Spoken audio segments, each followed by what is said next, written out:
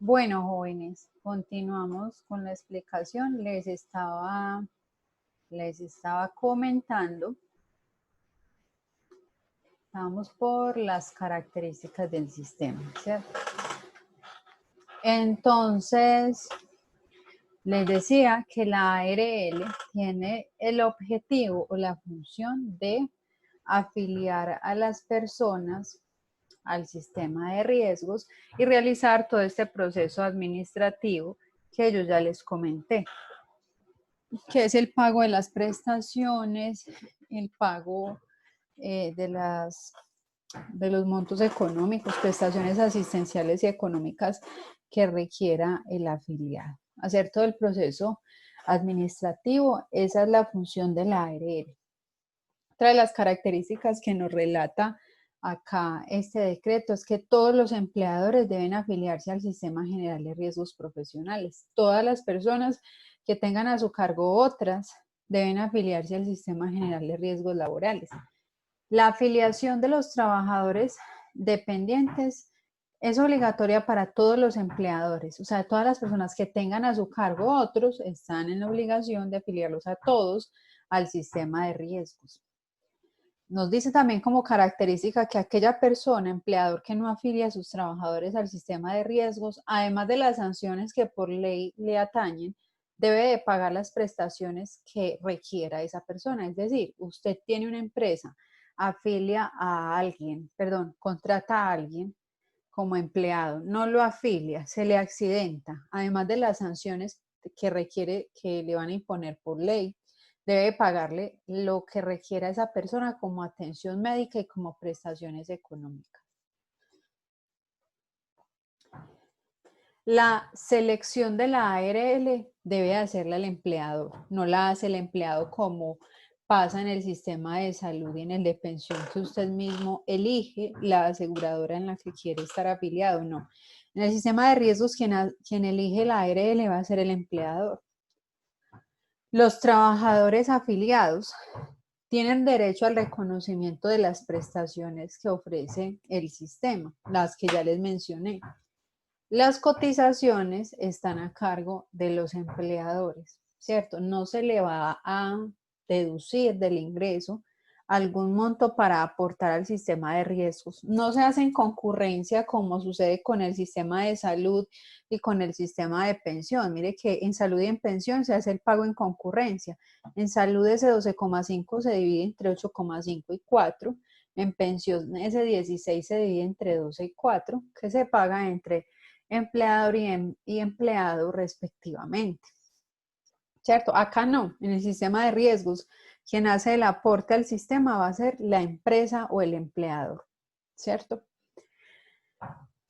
La relación laboral implica la obligación de pagar las cotizaciones. Mire que es bien reiterativa la norma, pues en varias características que ya he mencionado nos dice en esencia lo mismo, que usted que tiene personas a su cargo debe de afiliarlas al sistema de riesgos, obviamente a toda la seguridad social integral, pero hace énfasis, por supuesto, porque esta norma habla del sistema de riesgos, de afiliarla al sistema de riesgos y pagar las cotizaciones a este mismo sistema. La cobertura del sistema de riesgos inicia al día siguiente de la afiliación, no desde el mismo día, no a los 2 días, al día siguiente. Precisamente por eso es que cuando usted va a empezar a trabajar, lo afilian con un día de anticipación, para que cuando vaya a trabajar ya tenga toda la cobertura que ofrece el sistema de riesgos, que son esas prestaciones asistenciales y esas prestaciones de carácter económico. Otra característica es que el empleador solo puede afiliarse a una sola ARL. No es que se afilia a varias como pasa en salud y pensión, que en una empresa un empleado tiene salud total, el otro tiene SURA y así no. Solo una ARL, solo una. Ya habíamos hablado de las prestaciones económicas del sistema de riesgos, vamos a mencionarlas porque ya se las expliqué en las anteriores presentaciones. Entonces, el subsidio de incapacidad temporal, que es el 100% del valor del día, se paga cuando una persona tiene una pérdida una pérdida, no, un accidente o una enfermedad que lo imposibilite para ir por un periodo a trabajar, ¿cierto? La indemnización por incapacidad permanente parcial se va a pagar cuando la persona tiene una pérdida de una parte de su cuerpo o de una función que no la va a recuperar, pero es de una fracción o parte del cuerpo. Les ponía como ejemplo, perdí un brazo, perdí un ojo, perdí la audición, es una parte o una función del cuerpo. Y ese pago que le van a dar va a ser una indemnización que oscila entre 2 y 24 veces. Ojo, el ingreso base de liquidación. No de 2 a 24 veces el salario mínimo, no. De 2 a 24 veces el ingreso base de liquidación. Listo, depende de lo que gane esa persona. Le van a dar pues va a ser el monto. Pero por supuesto, depende de lo que dice ese médico, de la pérdida que usted haya tenido. Le van a dar entre 2 y 24 veces el ingreso. La pensión de invalidez se da cuando usted pierde el 50% o más de su capacidad laboral. Si usted pierde entre el 50, pero menos del 66%, la pensión que le van a dar, como lo dice acá, es el 60% del ingreso. Si usted pierde el 66% o más del 50, pero menos del 66, 60. Pero si pierde del 66% o más, le van a pagar el 75% de su ingreso a manera de pensión. La pensión de sobreviviente, les decía que es ese dinero que le dan a la familia, que si es por muerte del afiliado, le van a dar el 75% de lo que recibía ese afiliado a manera de ingreso. Que si es una muerte del pensionado, o sea, la persona que ya estaba en casa pensionada, entonces a esa familia le van a dar el 100% de esa pensión que recibía ese fallecido. Y el auxilio funerario, que es un monto que oscila entre 5 y 10 salarios mínimos, se lo van a dar a la familia para ayudarle a sufragar esos gastos que se deriven del proceso fúnebre. El plan de beneficios es una prestación asistencial.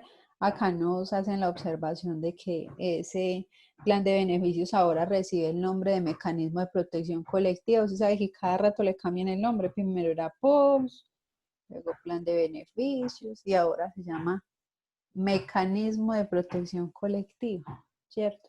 Pero en esencia sigue siendo la misma cosa, ¿cierto? Medicamentos, procedimientos, hospitalización, trasplantes y demás. Vamos a mirar lo que nos dice la norma respecto a la determinación de la cotización. Es decir, ¿cómo hace una empresa para saber cuánto tiene que pagar al sistema de riesgos?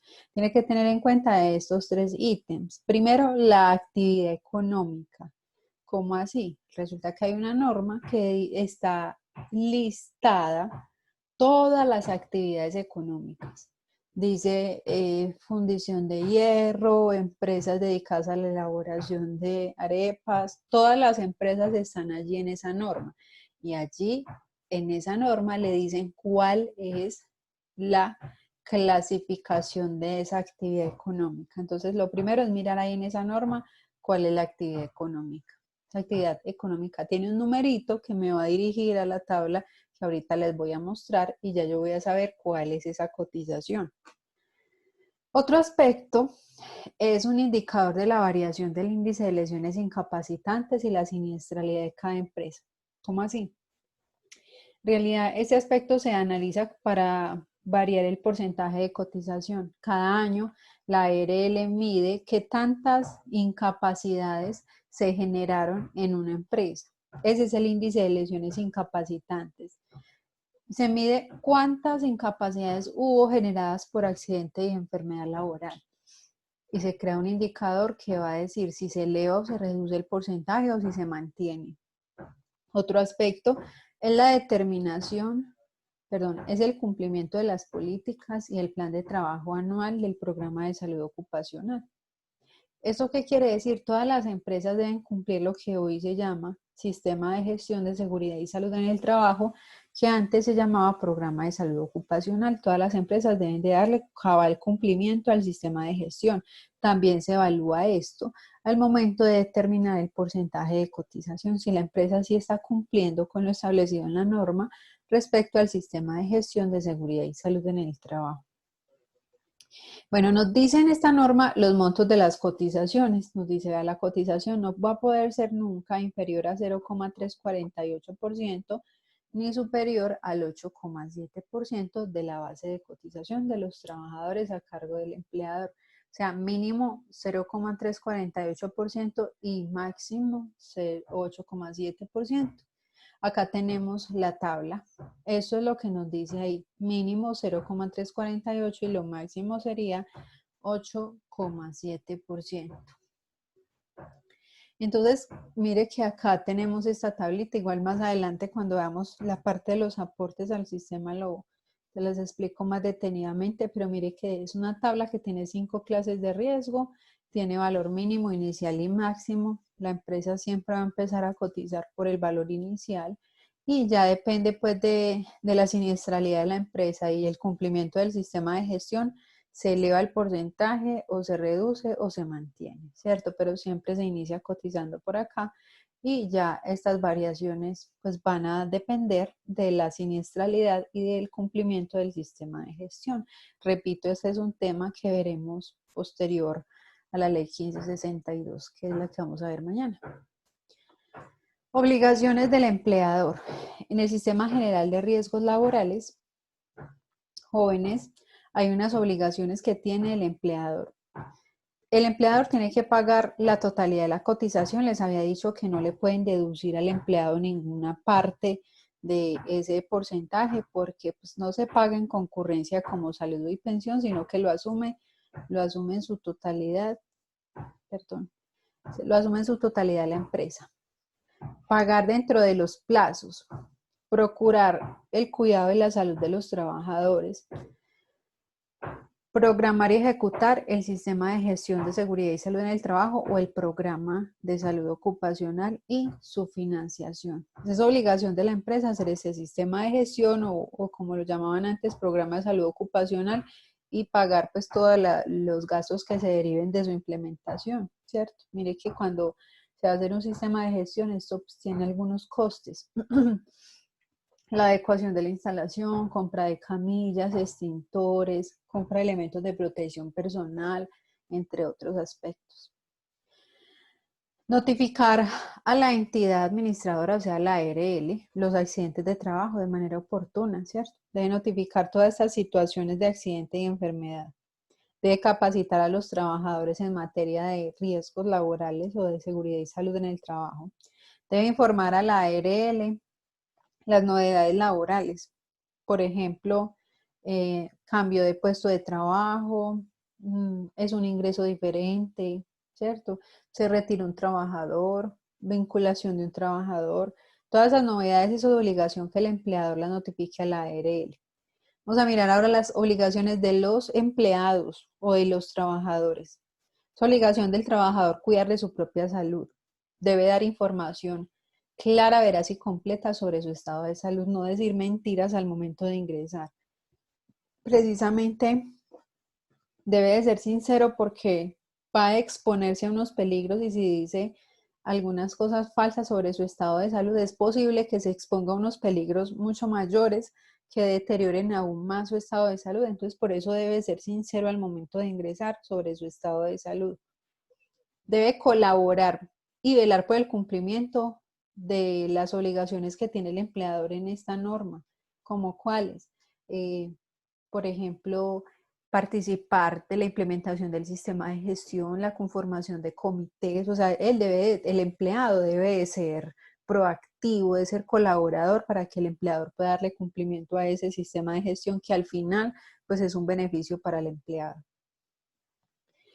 Es también obligación del empleado cumplir con estas normas e instrucciones de los programas de seguridad y salud en el trabajo de la empresa. Muchos empleados toman estas medidas y recomendaciones del sistema de gestión como puras bobadas, como cosas sin importancia.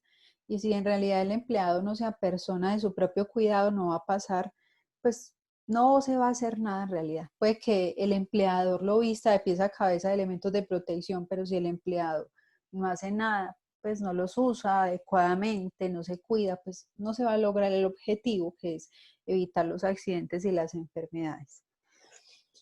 También es obligación del empleado participar en la prevención de los riesgos, como les decía, apoyando estos comités que conforman la empresa, comité paritario, el comité de emergencia, las brigadas, en fin. Los pensionados por invalidez deben mantener actualizada la información sobre su domicilio, teléfonos y demás datos. Por ejemplo, si hay una recuperación o si hay, por el contrario, un empeoramiento de su estado de salud, se debe notificar. Los pensionados de invalidez deben de informar, bueno, lo que les decía, toda esa información requerida respecto a su estado de salud, si ha mejorado, si ha empeorado, si se ha mantenido cambios en su domicilio, teléfono. El pensionado debe mantener actualizada la información en la ARL. El Comité Paritario de Salud Ocupacional es un grupo que hoy se llama COPAS, que es Comité Paritario de Seguridad y Salud en el Trabajo. Es un grupo de personas que apoyan la implementación del sistema de gestión, identificando peligros, participando en la investigación de accidentes de trabajo y otras actividades propias del sistema de gestión. Sus miembros se eligen cada 2 años. Cada 2 años se hace la elección del COPAS o del Comité Paritario de Salud, de Seguridad y Salud en el Trabajo o Comité Paritario de Seguridad de Salud Ocupacional, perdón. Este es un tema que también que veremos más ampliado un poco más adelante, ¿cierto? Cómo se eligen, cómo se integra y todo lo demás, pero está mencionado acá en la norma, entonces por eso se los menciono. En este decreto 1295 del 94 nos explica cómo se dan las prestaciones de los servicios de salud. Ojo chicos que así está planteado en la norma, que se dé en la vida real o en la realidad, en la praxis, pues muy poco en realidad, pero pues esto es lo que se plantea en la norma. ¿Qué es lo que pasa chicos? Cuando una persona sufre un accidente de trabajo, ¿cierto? Cuando una persona sufre un accidente de trabajo, acude a una IPS a que le presten las atenciones médicas. Lo que plantea la norma es que si esta persona que está acá sufre un accidente de trabajo, quien debe de pagar las prestaciones asistenciales es la EPS. Ojo, es un accidente de trabajo o una enfermedad laboral. Normalmente usted diría, ¿cómo así? Eso no lo debe pagar la ARL. Sí, cierto. Sí, normalmente es así. O eso es lo que se hace, pero así no está descrito en la norma. En la norma dicen, vean, cuando sufra un accidente de trabajo o una enfermedad laboral, ¿quién va a pagar a la IPS las atenciones médicas que requiera esta señora? Va a ser la EPS. La EPS le va a pagar a la IPS. Y luego la ARL le va a devolver el dinero a la EPS con una comisión del 10%. Así está planteado en la norma. Indiferentemente del contrato que tenga o de la tarifa que tenga pactada la EPS con la IPS, la ARL le va a sumar a esa cuenta un 10% adicional. Así está planteado en la norma, repito. Debería de darse así, más en la realidad es otro cuento bien diferente, pero así está planteado en la norma. ¿Listo? Listo, jóvenes. Estos son algunos aspectos que están planteados en el decreto 1295 de 1994. Hay muchas más cosas allí en esta norma que vamos a ver desde la 1562. Pues esta ley 1562 generó algunas modificaciones o algunos cambios a la 1295 y por eso no los vamos a abordar desde acá, sino desde la ley 1562 que veremos el día de mañana. Jóvenes, vamos ahora a realizar un taller que está en las actividades a realizar. Ese taller es un taller sobre el decreto 1295, sobre lo que les acabo de explicar. Es un taller de selección múltiple y de falso y verdadero. Se va a habilitar o está habilitado en estos momentos, ya les verifico, para que usted lo realice el día de hoy. El día de hoy, listo. ¿Qué plazo tiene para realizarlo? Horas como tal no tienen plazo, pero una vez usted lo inicie, no lo puede cerrar y después continuar, porque pues se borraría lo que usted lleva. Solo tiene una oportunidad para hacerlo y ya está habilitado. Ya se los acabo de habilitar. Tiene para hacerlo hasta las 11. No espere hasta las 11 porque es largo el taller. Entonces, para que no le coja el tiempo haciéndolo, recomiendo que lo haga con mucho tiempo. Listo. Es sobre las normas. Una vez lo abra, tiene que finalizarlo. Lo que le digo no es que va a estar ahí, ya se me va a acabar el tiempo, no, ¿cierto? No tiene tiempo límite, pero una vez lo abra, lo debe finalizar. No lo haga a ras del tiempo porque no le va a dar el tiempo. Eso es todo, chicos. Es lo que vamos a trabajar hoy. Básese, por favor, en la explicación que yo le acabo de dar. Las presentaciones están en la plataforma y las normas también. Se va a basar en el decreto 1295 y en la explicación que le acabo de dar. ¿Listo?